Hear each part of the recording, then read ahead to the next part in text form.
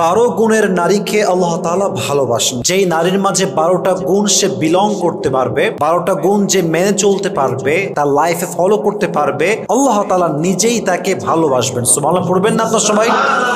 প্রথম যে গুণের নারীকে আল্লাহ তাআলা ভালোবাসেন সেই গুণটা হচ্ছে যেই নারী প্রতিশোধ না নিয়ে মাফ করতে পারে আল্লাহর দিকে তাকিয়ে, আল্লাহ তাকে নিজেই ভালোবাসার ঘোষণা দিয়েছে। সুবহানাল্লাহ পড়বেন না আপনারা? কোরআনে আল্লাহ তাআলা বলেছেন উইদ্দাত লিল মুত্তাকিন, আমি জান্নাতকে প্রিপেয়ার করে রেখেছি তাদের জন্য যাদের হৃদয়ে আল্লাহ তাআলার ভয় আছে। জান্নাত পাবে তারা যাদের হৃদয়ে আল্লাহ তাআলার ভয় আছে।